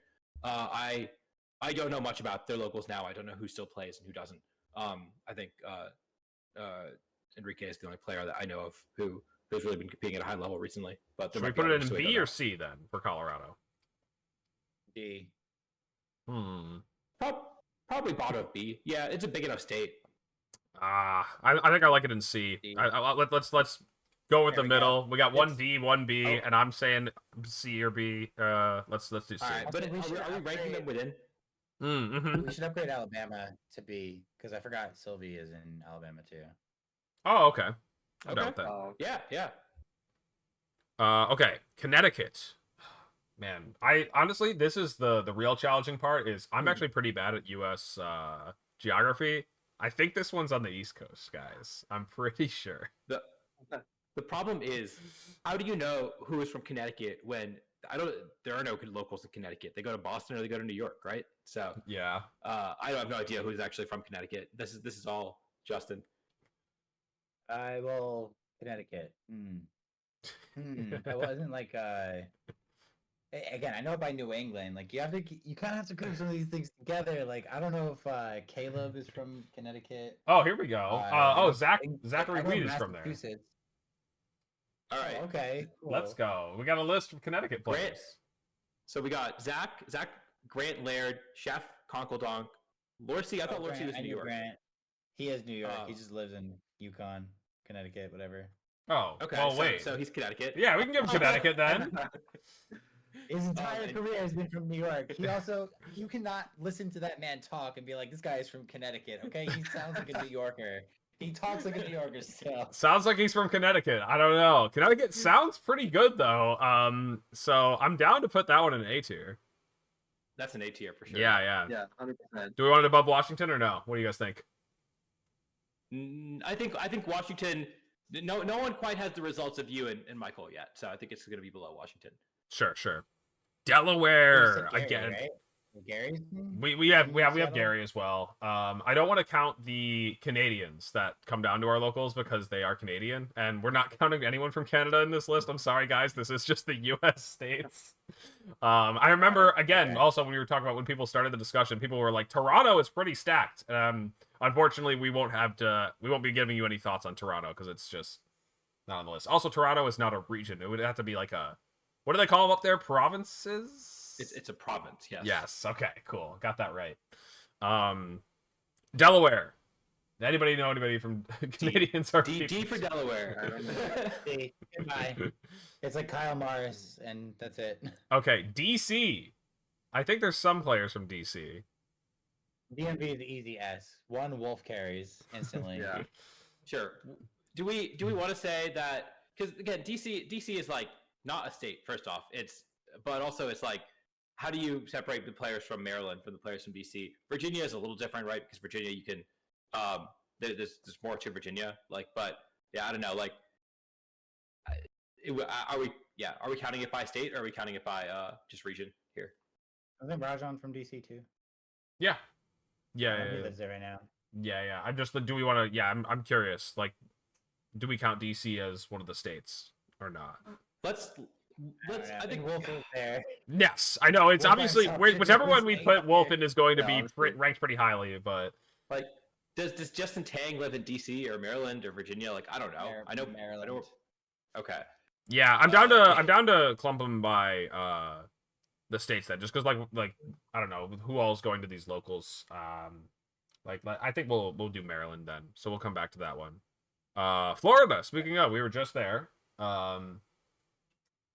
What about Florida? I think. Florida, they Florida have- got a lot better with the addition of Riley Factura, who recently moved there. And they so- have Brady. right? And they got Brady. Smith. My boy Don Check lives out there. Mhm.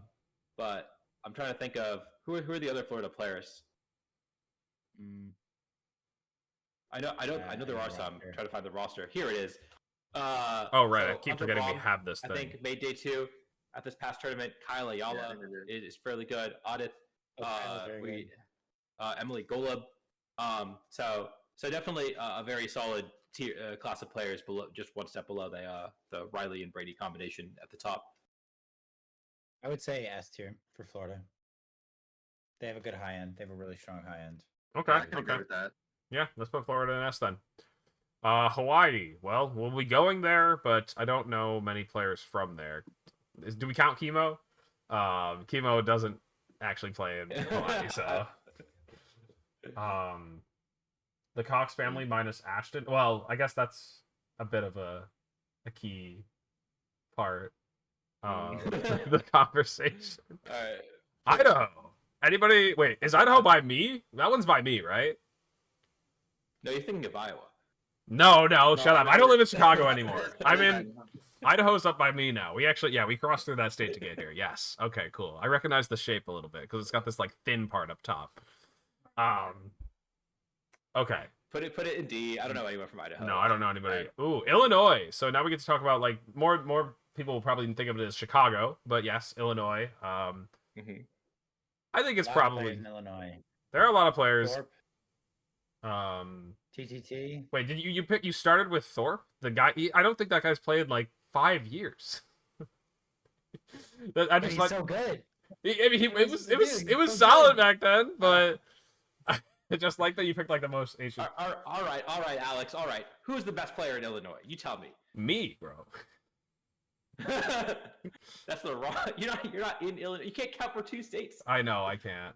Uh, I'm also like thinking of Wow. like ancient players who haven't had like major results in a while, like Kamal Harris. So- But I do Oh, think is Alex Arand still considered? no, he's sort of. He's Iowa and Illinois. I don't know. He goes Yeah. to school in Iowa. And then what about Dylan Wouldn't count as Salmonera? Illinois. What about Dylan Salmonera? I think Dylan is still Illinois, right? Oh, Dylan is Illinois, yeah. Darsh Patel is Illinois. Vishy Vishy is in Illinois now. Vishy, yeah. Okay. I'm sure I can find the roster. Moxie Boosted is an Illinois player. That's true. Uh, We did just get a new one. I think their name's Dylan. Last name starts with a K. They got like top 16 at Oh, Kaczynski Portland. or whatever. Maybe, yeah. I think they got top 16 at Portland. Top Let me 50. double check. Man, wait. There we go. I played them in my run. I'm thinking of Carl. Never mind. No, I was no. thinking of Oh Carl. no, Oh, Carl's yeah. good. Yeah, Carl is sorry. good. But no, I'm talking about Mark. Dylan Cliven. And then Stephen Morioka's still there. The Moriokas. Mhm. So there's like a pretty good list of players from Illinois. I feel like it's easily A. I think it's an A-tier state. Um, The thing is, the locals are uncompetitive because they are all best of one. I went to a couple locals over winter break, and it was hellish. I Yeah, cannot yeah. believe you guys survived like that. No wonder everyone uses jank. And like it is noticeable that the players there, despite having a lot of depth, a lot of really good players, a lot of locals, a huge population, they don't have the top end results. And I wonder if the best of one locals and the cheesy strategies it creates are contribute to that. Like your player base is better when they get good practice. Mars is also from Illinois. Yeah, there's a lot, honestly. Indiana, Adi, chime in here. Indiana, yeah. So no longer an Indiana resident. I was for a couple of years during the pandemic, and John Hu is also no. I was longer gonna in say we can't Indiana, have John. so We don't have really, John Who either. It's really not the state that it used to be. So we got John Mills is probably one of the players. Rinkai is up there. She made day 2 at one of these events, one of the regionals. The Wojtelas don't really play anymore. The Wojtelas, play TCG if that counts. Jared plays TCG, I think. So It does not. They have their own list. TCG. So yeah, now I don't know anyone else in Indiana. I'm sorry. I didn't go to any of the locals after the pandemic, so I actually might not know the players who actually are from there. But yeah, I don't think it's a particularly strong region. Can we speed round a couple? Yeah, let's try it. Let's do like the fast elimination rounds. Does anybody know a player from Kansas? Kansas. Wow. 5 seconds. Does anybody know? No. someone from No. Kansas. Wait, Yeah, yes, actually. Okay, Kansas. I also don't know if they're from Kansas or Missouri, but the Kansas City players is Crawlshots is from that area, and is DeWomfet from that area, or is he from Missouri? I think that's Missouri. know. I thought he's from I don't Missouri. know. We can put Kansas down in D. tier. North right, so Dakota. Put it in C. There's enough players in C. It's better than Alaska in these states. Sure. Okay. North Dakota. Does that go down in D? Yeah, North Dakota's in D. I don't know a single North Dakota player. South Dakota, we already did, right? Crawlshots is also St. Louis, apparently. So, should I twist Okay. Kansas back down to D? Keep bottom of C is fine. I'm What was sure the there's next? some What was the players next one, Justin? Nevada. Nevada. there. Nevada is, I think, C. I think there are locals there. There are some players there. Name a player. Couldn't- Name a player. Name. Hold up. I got the rosters pulled up. I know Nevada has a team. Like because I know Kira's from Nevada and she's talked with the locals there. Although she does not live there now. She's also now a Texas player, and I do not think they actually have a USPA team. So I have That no sounds idea. that sounds like D tier to me. Oh wait, we never actually got Iowa, but so wait, are we counting Alex and Dylan in Iowa then? Yeah, fuck it. Put it in C. It sounds all right. Yeah, No, sure. okay. We do have Texas here though. Audie, Texas. Dude, does Iowa have more regional champions than Illinois? Is that what we're saying? Yeah, I guess maybe. Texas. No. All right. So Texas. Let me give you the rundown. So we got some top level players here. We got Chase Libert, former U.S. national champion. We got Cedric Bernier. We got just in Central Texas. We have myself. We got Chase. We got Aaron Grubbs. We got Arsenal Puri. We got Austin Acosta. You got to go out. You got Ian McLaughlin and Enzo who live out in Dallas. You got Jack Samurot who's popping off. Polar Bears popping off. Zekrom Zika is out in Houston. I'm trying to think of more names, but yeah, This state Texas is so easy S big. tier. This state is too big. If That's you- why if you you- have so many people, bro. That's why you have so if many you good look people. at- Is the state is just too big. It's the size of a country. The reality is Texas is really 3 different regions. But if you are willing to combine all the 3 regions, then I think it's the easy S tier. You Yeah, think it's S? 100%. I'm down with S. I heard A. Wow. Majority rules. For- S. for your S, majority size. rules. That's fair. That's Okay. fair. Kentucky. I think that's a D. I don't know. Um, I don't know anybody from I Kentucky. don't know who's there. Yeah. Alexis is from Kentucky. That's the only player I know from Kentucky. All right, Put it in D. Karis, tell us who's from New York. Well, you don't get to claim Lorsi. Sorry, Lorsi's New York. Yeah, that's true. Ugarte, Chuppa, Bake is enough. That's all you need. The Zangs are both from New York.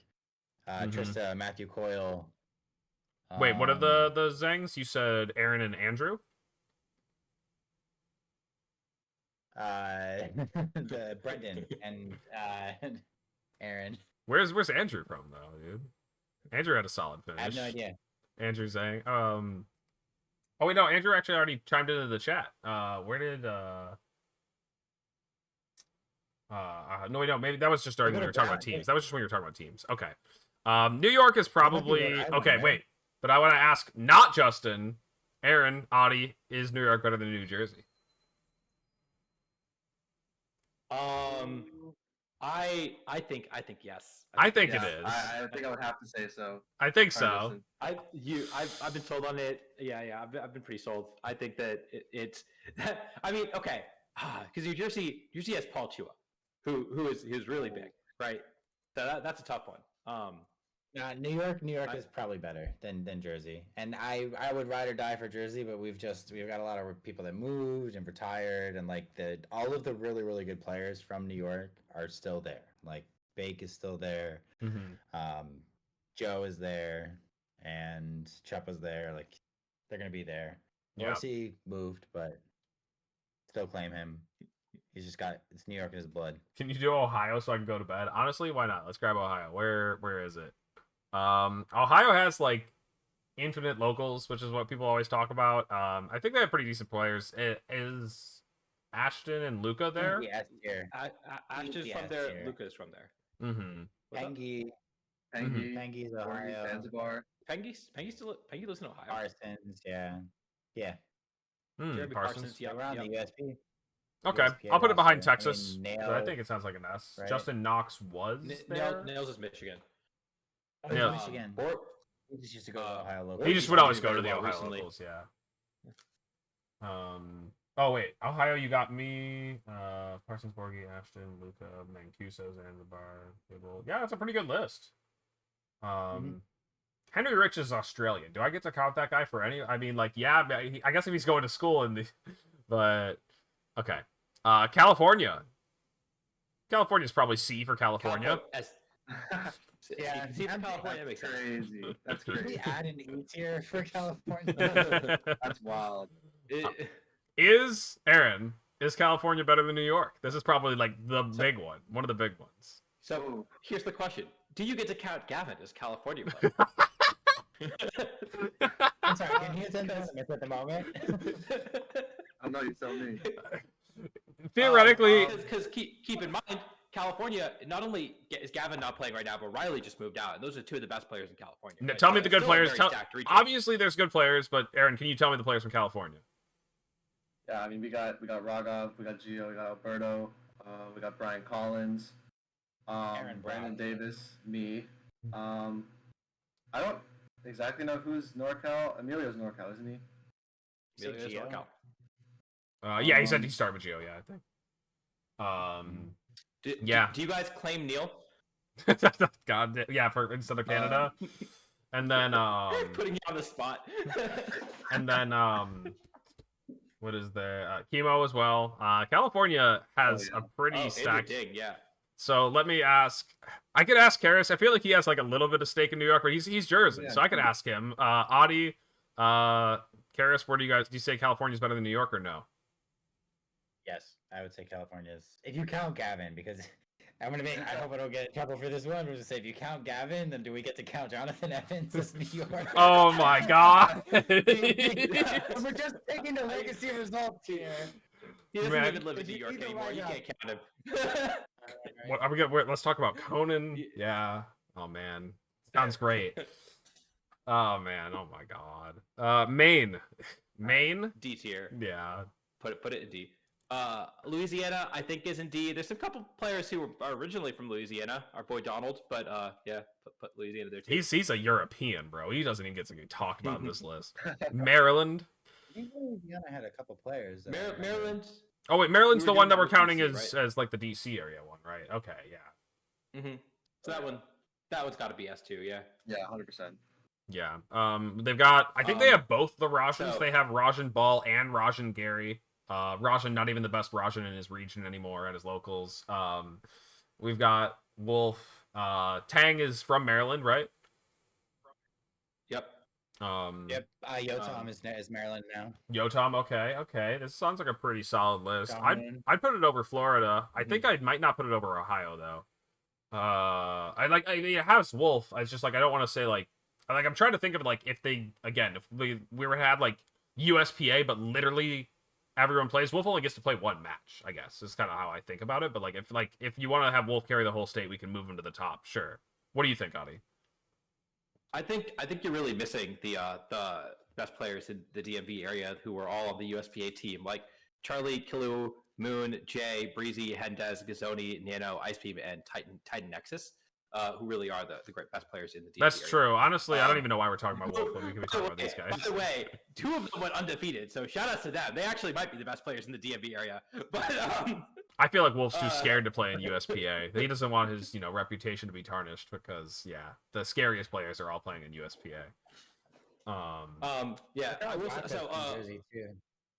we didn't mention Brian Young because he is Virginia, but also plays in DMV locals. But I think if you're not counting Virginia, but you are counting Maryland, DC as one area for some reason, I still think it's S tier. But I think it's probably above Texas, below Jersey.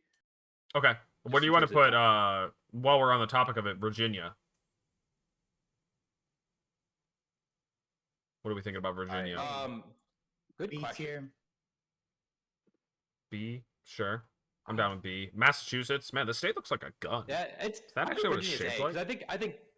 I think Brian probably is. Brian plus the depth in Virginia probably actually has more than a lot of the B tier states. Massachusetts has a lot, right? Because they have Jeremy, Trailer, They got so hype now. Yeah. Sohaib, yeah. Oh yeah, I forgot Yeah. that Sohaib also moved out of New York. Sohaib was They in got New York. Beijing, don't they? I actually They have don't know. But it sounds like A tier. They got they Yeah. got Zhang, they got Adrian Hurley, Adena. They got Jacob Lindner, who got top 16, who went 12-3 at this past regional. Where's Nishant. TSL uh, thing? I thought he was New York, right? He's New York too, yeah. That's somebody else you have to add. Mm-hmm, I also forgot Waka and then William the Shui were from Jersey. Oh, okay. Yeah, there's a lot Those are the of people that I missed.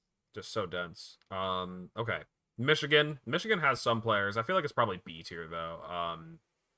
Like it has Nails, and then Kevin Swastik is still from there, maybe. Kevin Swastik, Monkey. Does he still play?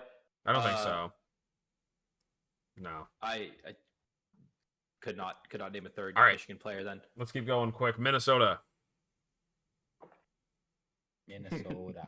Put it. The thing is, I've actually played at Minnesota locals. I played it one doubleheader midseason plus PC, and I didn't drop a single game.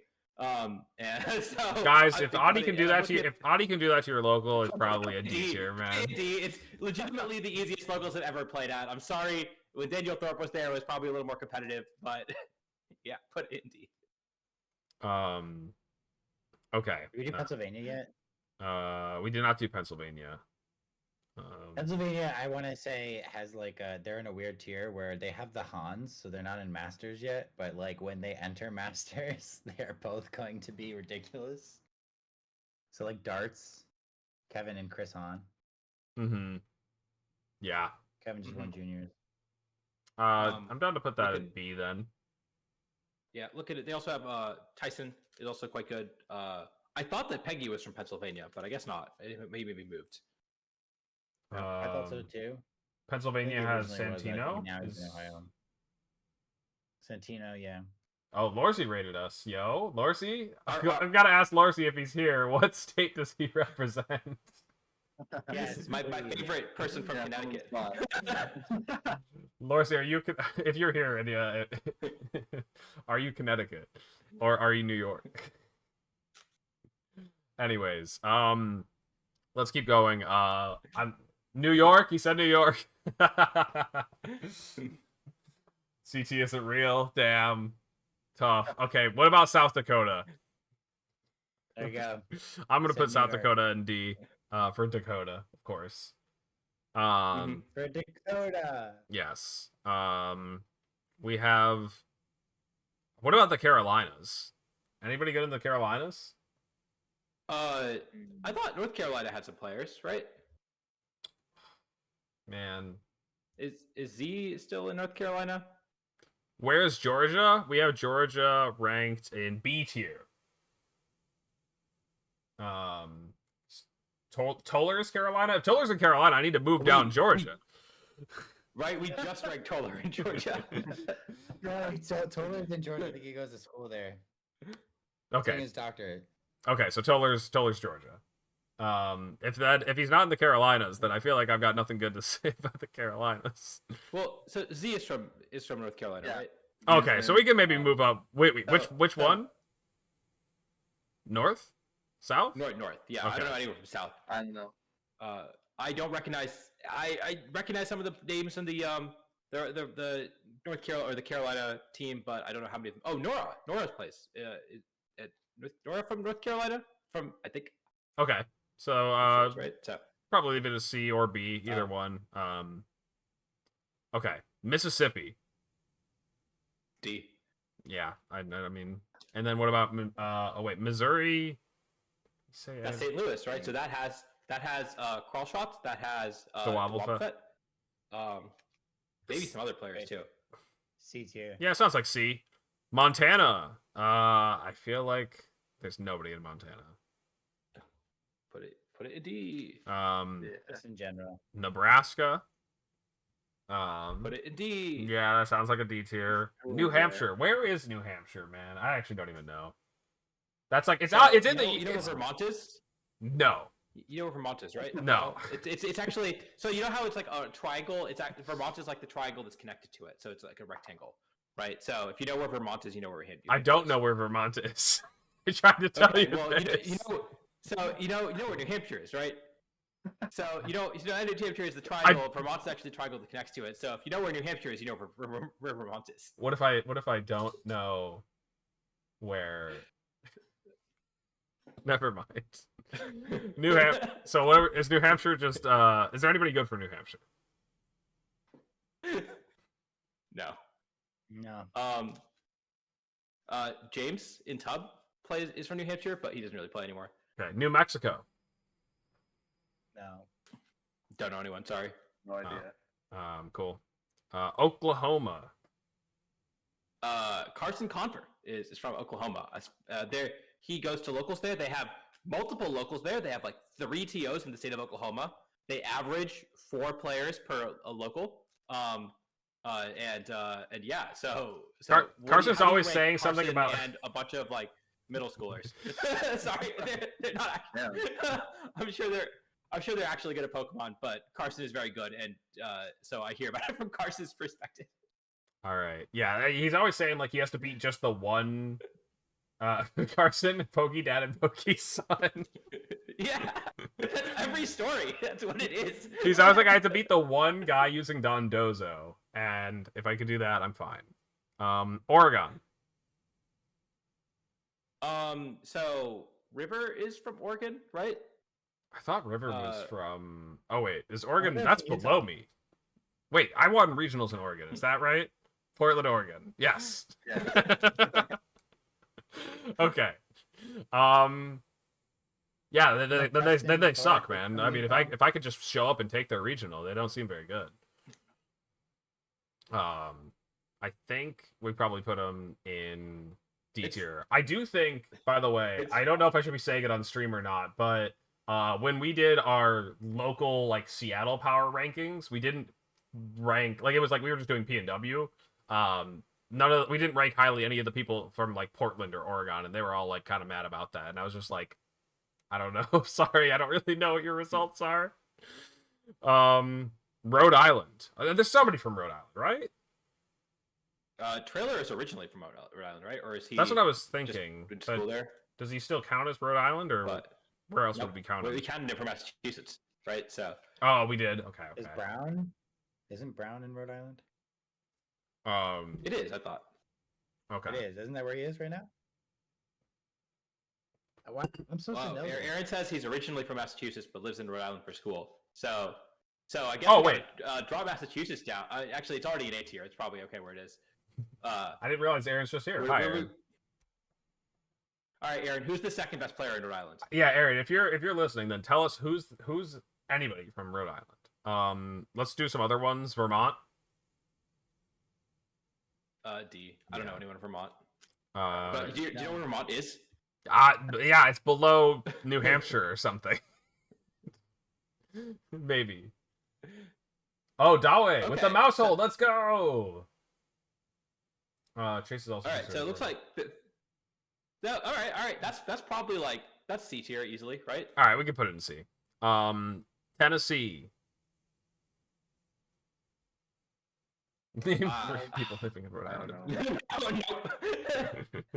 I don't know anybody from any of these next states. Ooh, Yeah, Wisconsin yeah. has Colin. Let's talk about Wisconsin. We might have to move Wisconsin- Alabama up again because I think Andrew Nowak is also Alabama. Wait. Oh. Nowak's from Alabama. think. Okay. I think he went to school there. I don't know if he still lives there. Aaron, you might have gotten in late. We're just not ranking DC.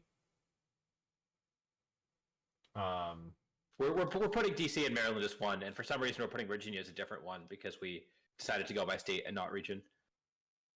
Mostly because that's the power ranking we found. We were just too lazy to make our own. Yeah. Okay. Utah. We didn't finish Wisconsin. Who else is from Wisconsin? We have. Are we ranking Puerto Rico? I don't think we're ranking Puerto Rico. No. Is there anybody else from Wisconsin, or is it just Colin? I think I'll just put it in C Yeah, tier. like, Krubau's from Wisconsin. He doesn't really play. He's kind of retired. Uh, Yeah, I'm not Colin always sure. comes down. Jin Fury is from Wisconsin. That's a player from Wisconsin. Hmm I think that's C.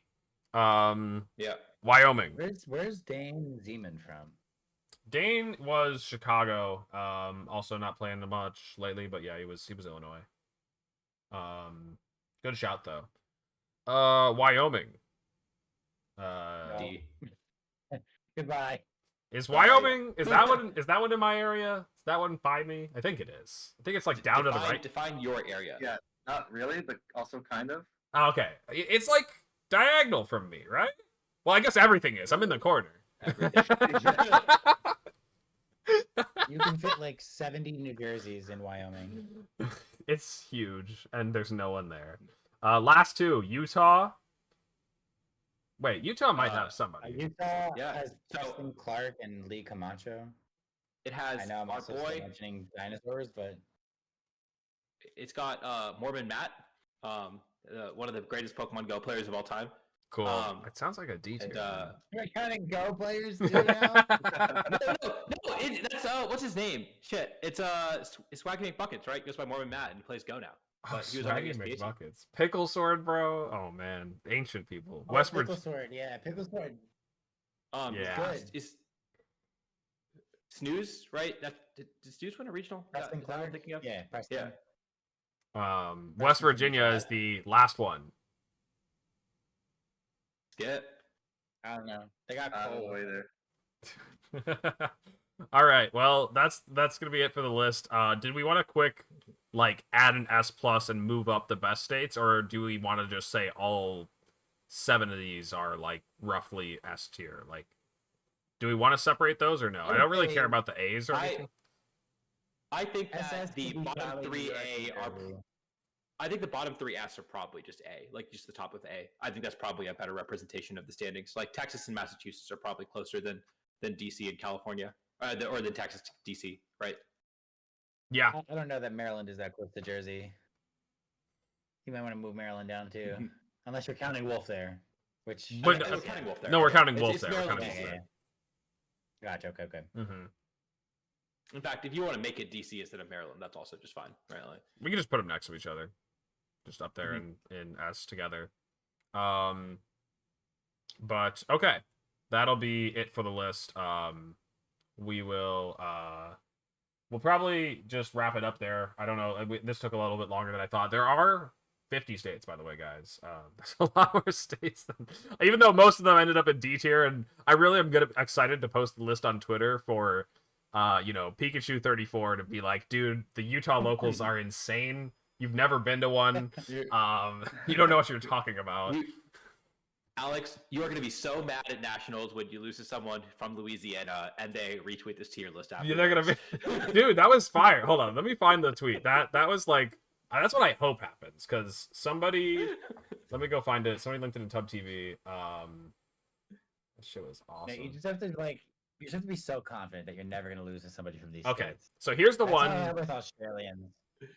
Here's the one they did for I guess like TCG and all 50 states ranked on how hard it would be to win a league cup there. So I guess we did it a little That's a very different ranking. we did it a bit differently. Regardless, somebody from Minnesota beats Azul in the tournament and says Minnesota sends its regards, and it's just it's just if that happens to me, I'm gonna be so excited. So I really hope that Utah's strongest player shows up at the next major I'm at and stomps me. That's what I want to get out of this. How will that affect Alex Underhill's legacy? Right, dude. That's what I want. Anyways, yeah, we appreciate y'all. I should have acknowledged it earlier, but appreciate y'all coming from Lord Sea's raid. But we're gonna throw you guys off to something else for now. That's gonna be it for this week's Tub Take. We don't got time for the Calcas, right? But maybe next week, we'll talk about some of that stuff as well as like the Sao Paulo's happening and more Regulation G to talk about. But yeah, if you guys are here now and you didn't catch the beginning, you can catch the rest on Audie's YouTube tomorrow. SCK49. And any other final things that we got to mention, Audie? Yeah, thank you guys both for coming. Aaron, Justin, any shout outs or anything you wanted to give? Any plugs? I got too many of those on streams and everything. Hey, the lists are getting too long. I love all my friends and my family. Thank you for your support. Thanks for having us on this podcast as well. It was fun. Jersey rocks. We're definitely better than all the other states except for New York and Cali. Yeah, and thanks for having me on here. Shout out to all my friends. And all I know is I saw Cali #1 on the tier list. So Let's go. Yeah. All right. Thanks for that ordered. Tier list ordered. Yeah. All right. It looks like Joe is doing a Reg G tier list, and I'll be curious if Joe's got actually any different takes, or if it feels like everyone's saying the same stuff about Reg G. So hopefully he's got something spicy. We can throw you guys over there and see what's happening. Yeah, say hi from us, and I think that'll be it for this one. So peace out, peeps.